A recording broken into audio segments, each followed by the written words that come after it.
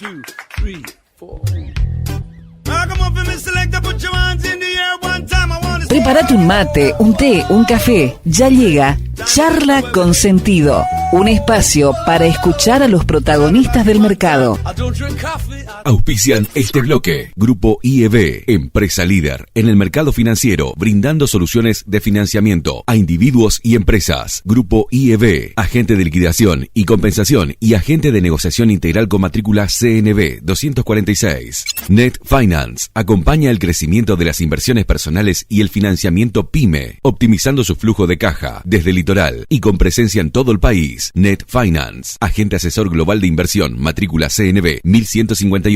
Transporte Goichik, brindando el servicio de transporte de media y larga distancia para cargas generales, paletizadas, bebidas y contenedores en todo el norte argentino y Buenos Aires. Transporte Goichik, Casa Central, Corrientes 41, Leandro en Alem, Misiones. Fontana Lubricentro, levanta la bandera de que mantener tu vehículo en condiciones pase a ser un disfrute. Buscamos tu auto, pero si lo traes, vas a disfrutar de una sala de espera con todas las comodidades para vos y tus chicos. Fontana Lubricentro, Libertad y Neuquén, Overa Misiones. En InView somos un equipo de expertos en mercados de capitales, tecnología y estrategia, dedicados a ofrecer las mejores herramientas, soluciones y productos de inversión. Invertí junto a tu asesor de confianza en InView. InviewSau, ALIC I número 205, ACDI número 121, ACD número 17/CNB. Y en este espacio de esta semana nos reencontramos casi ya con un habitué de nuestro programa y nuestro podcast, que es Ramiro Castiñeira, economista, director de Econométrica y además integrante del Consejo Asesor de Economistas, precisamente del presidente Javier Milei. Ramiro, te agradecemos mucho que nos hayas permitido estos minutitos. ¿Cómo estás? Hola Alejandro, ¿cómo estás? Bueno, nosotros muy bien, queriendo saber qué óptica estás teniendo vos en este momento respecto de, bueno, cómo se fueron ordenando en el último tiempo todas las cuestiones macroeconómicas y, bueno, también, obviamente, tu view, tu perspectiva de acá para lo que falta del año, ¿no? Que, bueno, hay tanta expectativa por el tema cambiario y, obviamente, no puedes dejar de ser una pregunta para hacerte. Déjame pasar de lo estructural a lo estrictamente coyuntural, ¿no? Porque en lo estructural lo que está viviendo Argentina es realmente histórico. Estuvimos viviendo Argentina en los últimos 80 años un modelo económico del cual se alejó del mundo, del cual apagó el motor de las exportaciones y prendió el motor del gasto público, un modelo donde el empresario era mal tipo y el estatismo era el que reinaba, un modelo económico donde se pasó de la cultura del trabajo a la cultura de la dádiva, y todo eso terminó en el colapso que vimos.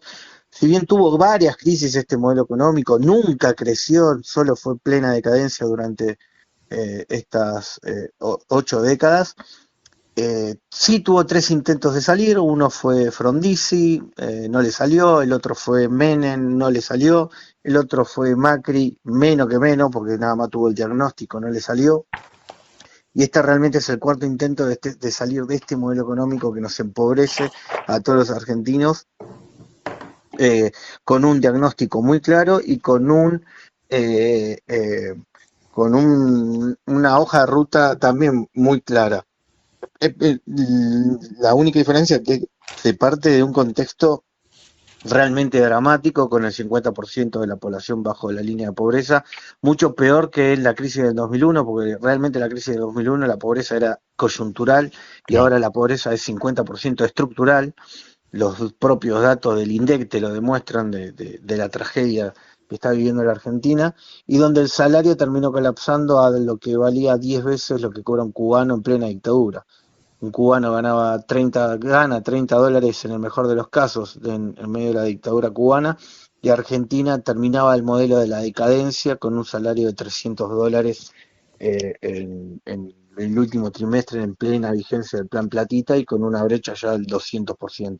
Entonces, entender ese punto de salida y que el gobierno asume a la puerta de una hiperinflación y la logra frenar, logra acomodar las cuentas públicas, tanto del Tesoro como del Banco Central, e incluso empieza a domar el proceso inflacionario, es decir, de hablar de una hiper a hablar ya nuevamente, a ver si empezamos a tener una tasa de inflación más similar al resto del mundo civilizado. bueno, te muestra que los logros son contundentes. Y el otro punto no menor, ya, creo que la última charla, sí, estábamos hablando si había o no rebote económico. Creo que ya nadie puede poner en duda el rebote económico que empieza a vivir la Argentina, que se va a afianzar y que va a ser notorio ya para el 2025. Que por ahí tuvo unos altibajos en estos últimos meses también, ¿no? Dependiendo de la actividad que observemos. A ver, la macroeconomía nunca es lineal, como tampoco lo es lineal los mercados. Claro. Los mercados, viste que sube, baja, pero después de eso le puedes sacar una tendencia.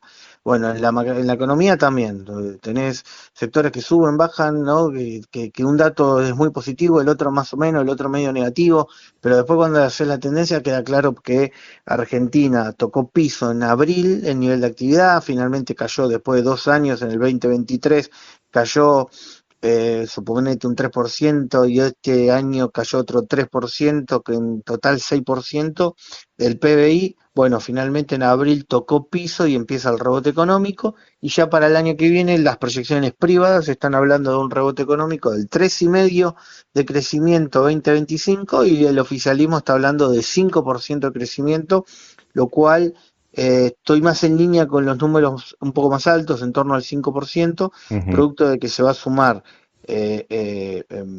la moderación de la inflación, va a permitir un rebote importante del nivel de actividad, sumado al RI y al blanqueo. Todo eso va a permitir un muy buen rebote del nivel de actividad el año que viene. Te preguntaba esto porque es como que, y está muy bien que hayas hecho ese contexto primero, porque si no es como que, bueno, o sea, todo, digamos, tiene que ser consecuencia natural y casi inmediata de lo que va ocurriendo, y es como que uno se olvida de todas estas circunstancias que vos describías.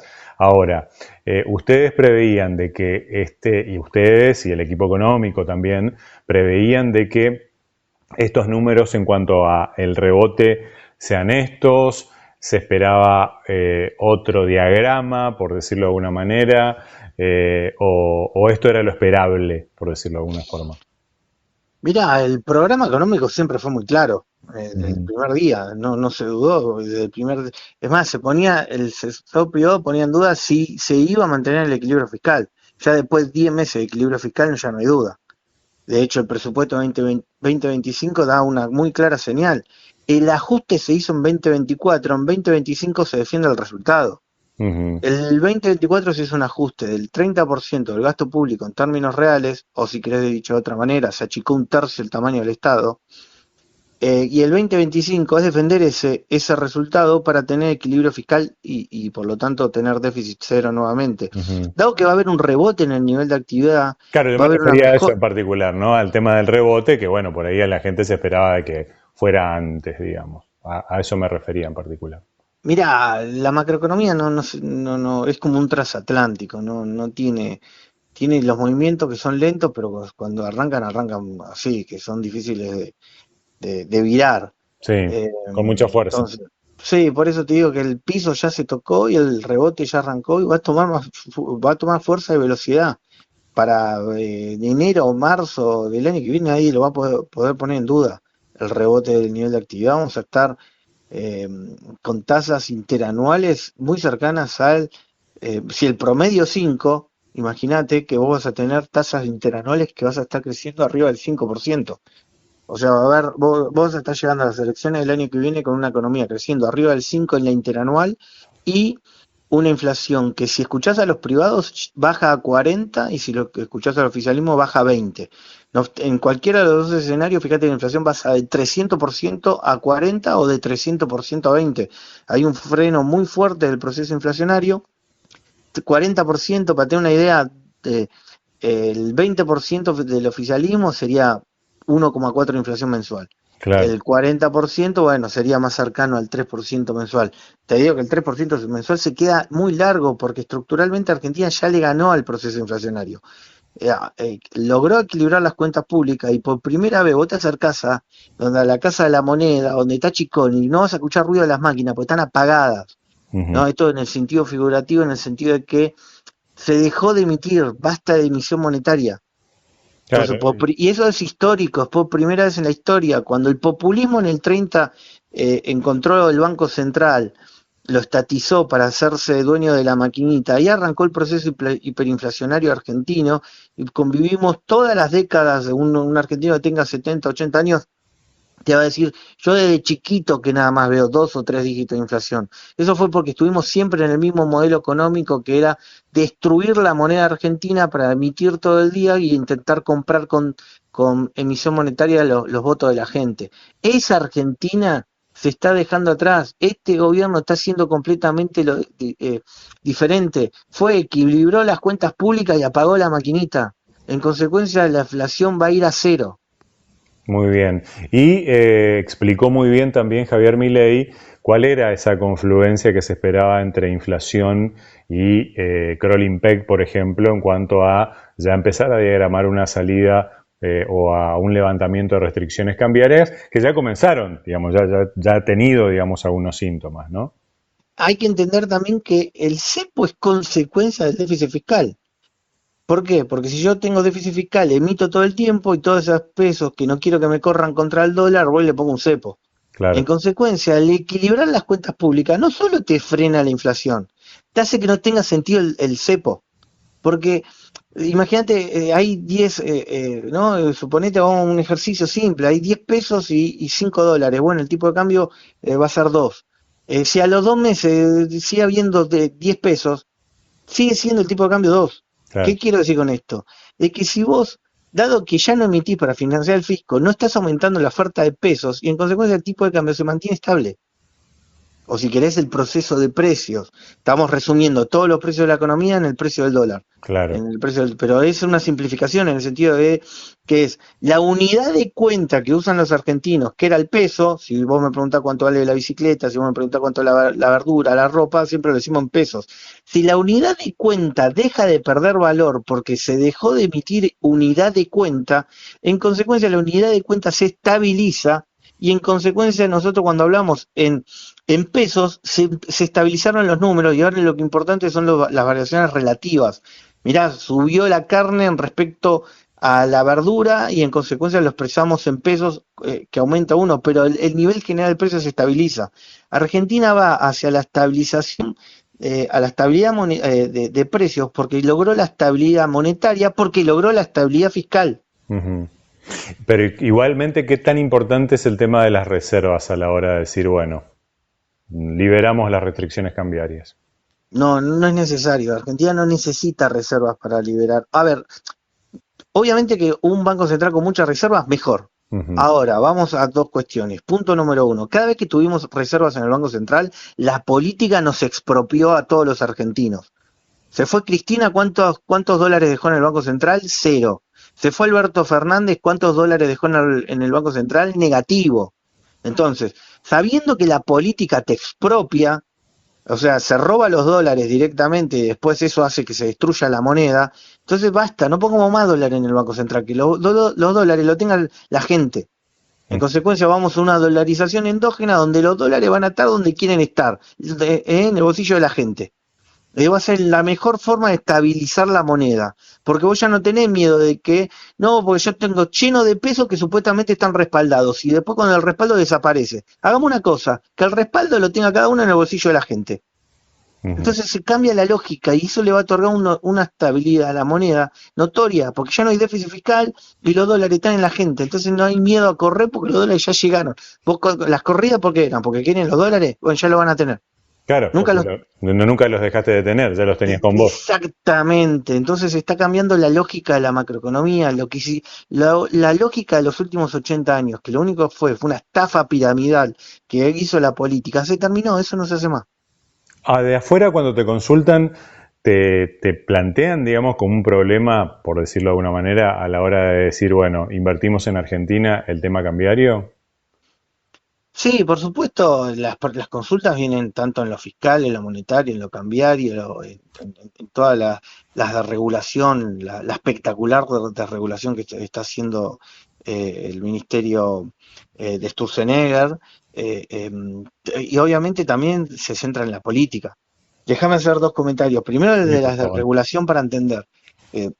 ¿Qué hace ¿de dónde venimos? Nosotros venimos de una economía no solo en cepadas, sino que cada regulación era poner un peaje en donde el burócrata de turno finalmente primero te pone la barrera para que vos no pases y después andás a ver a cambio de qué te levanta la barrera. Entonces vos fíjate cómo toda la regulación termina siendo un monumento a la corrupción. En consecuencia, el Ministerio de Regulación, ¿qué está haciendo? Cambiando todos los peajes por rotondas. Entonces las decisiones, primero no te para nadie, y la decisión si es izquierda o derecha la decidís vos y sin frenar. ¿Entendés conceptualmente cómo cambia? Es tremendo lo que está haciendo el proceso de regulación. Se están sacando todos los peajes que hay y todos ¿no? Cada semáforo que encontraba que te pedían una moneda, bueno, basta de semáforo, basta de peaje. Ahora son todas rotondas, entonces cada ciudadano puede tomar decisiones y las decisiones va a depender de él y no de un burócrata si te deja pasar o no. Entonces, ese es el proceso increíble de regulación que está haciendo el Ministerio de Sturzenegger. El otro punto era justamente la política, porque la otra política, pregunta, claro, porque te pregunta, che, muy lindo de esto, pero es sostenible, porque uno que ve, mirá, la vieja política lo único que está intentando es boicotear el resultado fiscal, ¿no? Entonces todos en bloque te estaban votando aumentar el gasto público por H o por B, ¿no? Y después el gobierno tiene que decir, no, muchachos, así no basta de estar aumentando todo el día el gasto público sin tener financiamiento, basta de aumentar el gasto público sin poner una línea, proyectos de ley que no tienen una línea de cómo se van a financiar, toda esa demagogia y toda esa forma irresponsable que todavía siguen insistiendo. Es la agenda de esta semana lo que estamos hablando. La vieja política sigue insistiendo en hacer porque saben que si quieren voltear quieren volver al déficit fiscal, primero para cuidar los kioscos, y segundo para que no le vaya bien a este gobierno, para así, dicen, viste que somos todos lo mismo, entre todos lo mismo te conviene.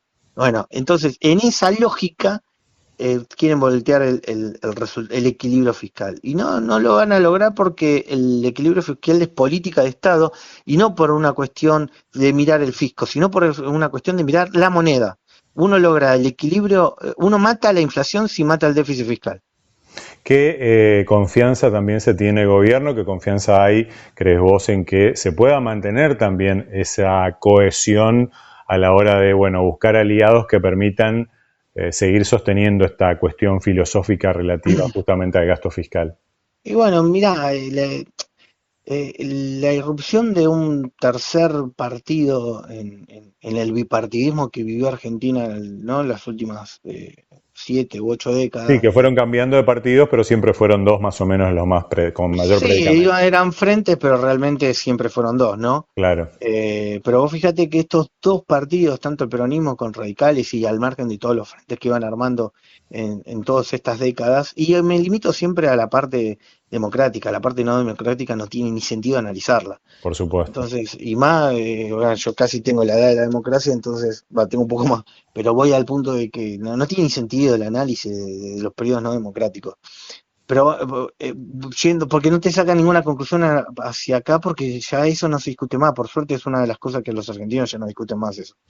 En consecuencia, en todos los periodos democráticos, cuando estuvieron estos dos partidos, los dos son de centro izquierda. Tanto el peronismo como los radicales, los dos son de centro izquierda, lo que terminó siendo una endogamia, si querés, de ideas progresistas que no lograban nunca un equilibrio en las cuentas públicas, porque los dos están desesperados por quién aumenta el gasto público. Es una característica del progresismo en Argentina, de que nunca se preocupan por el equilibrio fiscal, siempre están donde ven una necesidad, quieren van o la posibilidad de comprar un voto también sería, van y quieren aumentar el gasto público. Entonces, así vivimos 8 décadas con déficit fiscal y 8 décadas con déficit crónico y inflación crónica. La irrupción de la Libertad Avanza o la irrupción de un partido liberal en la política nacional, ya no de manera anecdótica logrando un diputado, ya siendo presidente, teniendo el ejecutivo, siendo gobierno, por primera vez hace que se busca un nuevo equilibrio en la política, donde un partido pone el acento en la prudencia fiscal O sea, atender todas las necesidades de los ciudadanos, pero atender también la necesidad de la prudencia fiscal, así tenemos moneda y podemos comerciar, porque si vos no tenés moneda, no podés comerciar y el sector privado se empobrece más. Ujú. En consecuencia, ahora tenés un partido que con una mirada republicana está, ¿no? Haciendo por primera vez en la historia argentina, centrando el análisis en el equilibrio fiscal, y después tenés el progresismo típico argentino, ahora expresado con dos partidos políticos que casi se van a hacer un frente común, porque las ideas se empieza a marcar de manera notoria que a veces la diferencia solo está en las formas, pero no en el fondo. Ujú. Entonces, en esta lógica de estar aumentando todo el día el gasto público, fíjate cómo votaron en las 12 responsabilidades que acaban de mandar de no explicar ni un párrafo de cómo quieren financiar el gasto público que quieren aumentar. Bueno, eso, Los gobiernos provinciales lo están entendiendo esto. ¿Cómo ves no sé si seguís también las cuentas subsoberanas, por decirlo? mira, lo único que hasta con la información disponible hasta la fecha, porque la información de las provincias se suele publicar con un rezago importante, Sí.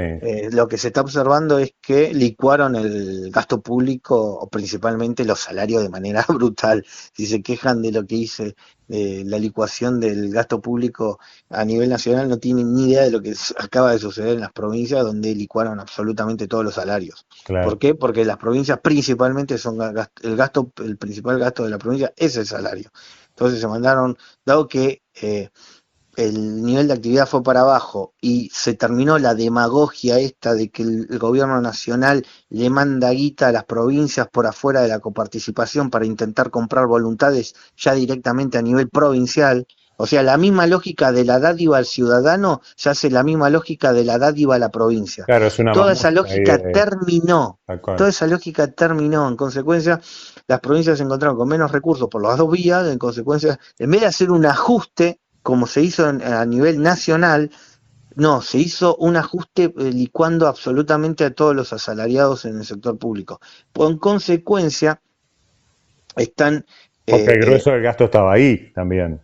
Sí, pero también es una realidad que tendrían que estar achicando el gasto público y estar todos los días anunciando cómo están achicando el gasto La público estructura del Estado, claro. para defender al buen empleado público provincial, y no, en vez de hacer eso, lo único que hicieron fue licuar absolutamente a todos. No todas las provincias, hay 24, pero bueno, en la información en el agregado pasó eso. Claro, la generalidad sería esa. Por último, Ramiro, estamos charlando con Ramiro Castiñeira, titular de Econométrica, integrante del Consejo Asesor Económico del presidente Milei. Te pido 3 frases con respecto al tema del blanqueo, que ya lo mencionaste, al RIGI, que también va a ser muy importante, y a una futura renegociación con el Fondo Monetario Internacional.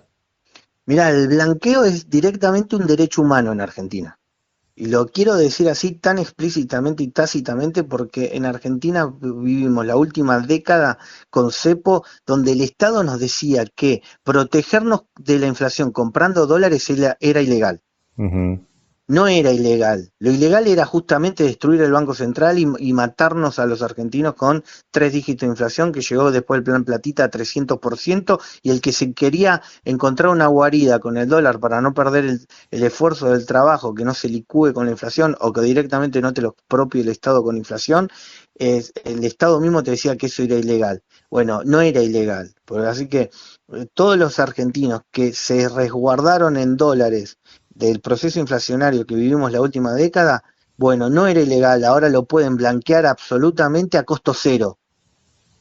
Porque justamente acá el resguardar el ahorro de las familias es un derecho, Uh-huh.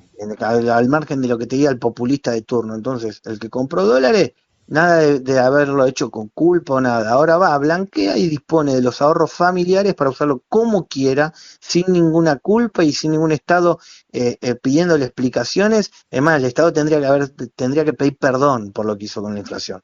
Eso por respecto al blanqueo.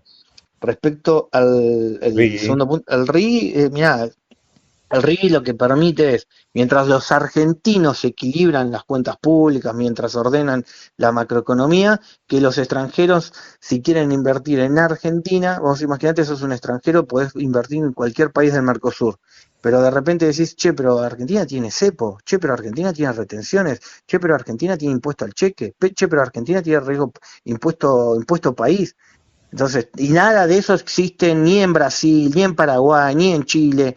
Entonces vos decís, mira, hagamos una cosa. Mientras nosotros nos ordenamos, para los que quieran hacer inversiones fuertes, todo eso, le hacemos las reglas de juego similares al resto del Mercosur. Nos iguala para que no nos excluyan del menú de dónde invertir. En consecuencia, también te demuestra que si Argentina se equilibra, fíjate que todas las inversiones que se anuncian con una Argentina normal. Una Argentina sin cepo, una Argentina con menor impuesto a las ganancias, una Argentina sin impuesto país, una Argentina sin impuesto al cheque. Fíjate cómo las mismas empresas dicen, bueno, si en esas condiciones sí invierto. No invierto en la Argentina populista, pero en las nuevas condiciones sí. Entonces, mientras ordenamos toda la macroeconomía para llegar allá, sí necesitamos que arranque la inversión con las más grandes, no perder la oportunidad y que se vayan a Brasil solo porque los argentinos se están tomando el tiempo en corregir su propia macroeconomía, el desastre económico que se heredó. Así que es una muy buena noticia como puente para que lleguen las inversiones. ¿Y es necesario, es indispensable renegociar también la deuda con el Fondo Monetario? A ver, el año que viene no hay vencimientos de capital con el FMI, así que solo hay que pagar los intereses de la deuda, y recién arrancan los vencimientos de capital en el 2026, paulatinamente. Es decir, hay tiempo o sea, no es necesario un acuerdo con el FMI. Dicho eso, sí te digo que esos reportes anuales que hace el FMI sería muy interesante porque las inversiones a nivel internacional, los 8.000 millones de habitantes que hay en el mundo, si quieren saber cómo está Argentina en su macroeconomía, sí se baja en el informe del FMI, porque es interesante leer lo que dice el organismo internacional sobre la salud de las finanzas públicas o la salud de la economía, como hace con absolutamente todos los socios y miembros del organismo. Entonces, sí es muy interesante que el FMI muestre que Argentina tuvo grandes avances en desarmar todo el esquema populista que se convivió en los últimos 20 años, que hay equilibrio fiscal, equilibrio financiero, equilibrio monetario, que se está apagando la emisión monetaria para matar la inflación y que se está equilibrando toda la macroeconomía. En consecuencia, con toda esa información, el extranjero dice, bueno, mirá, esta es una auditoría, si querés, el reporte del FMI, del artículo 4, sumado a, bueno, encima tengo el RIGI, bueno, permite dar más información al extranjero de cómo se está estabilizando la macroeconomía argentina. Bueno, y ahora sí, no te miento más, un numerito que tengamos que mirar ahora en estos próximos meses como para que nos vaya mostrando que ese camino va siendo este que nos fuiste describiendo en toda la charla. Mira, creo que el número que más claro finalmente va a estar es el riesgo país, ¿no? Argentina, cuando está... Claro, el riesgo país, mientras te gobierna el kirchnerismo, como está en la estratosfera, ya nadie habla de eso. Pero como estamos bajando a la estratosfera, estamos volviendo al mundo civilizado, estamos empezando a hacer la comparación internacional entre cómo estamos con el resto de los países. Vos fíjate que el riesgo país en Cuba no se habla, en Venezuela no se habla, porque están, ¿no? Y Argentina hasta hace muy poco tampoco se hablaba, porque 5.000 puntos de riesgo país no tiene ni sentido hablarlo. Uh-huh. El salir de la estratosfera, empezar a tener números más similares, porque el riesgo país es una comparación de tasas de interés de Argentina con el resto del mundo. Sí. En consecuencia, que siga bajando el riesgo país es clave para que finalmente Argentina estabilice su macroeconomía y esa tercer pata que estábamos esperando, que es que te decía, en todo lo que es el RIGI, en todo lo que es el blanqueo, ¿no? Y todas estas cuestiones van a ayudar un montón que siga bajando el riesgo país y que ya no se ponga en duda que el Estado Nacional, si no tiene déficit, solo tiene que renovar el capital, como pasa y como sucede en cualquier país del mundo. Si Argentina recupera el acceso al crédito, olvídate, no lo descartes, que Argentina va a despegar con fuerza. Bueno, excelente. Y por último, ¿las reuniones con el presidente son aburridas? No creo. No, son muy interesantes, pero bueno, eso me lo guardo para mí. Bueno, algún día estarán las memorias de Ramiro Castiñeira. Ramiro, te mandamos un abrazo y muy agradecido.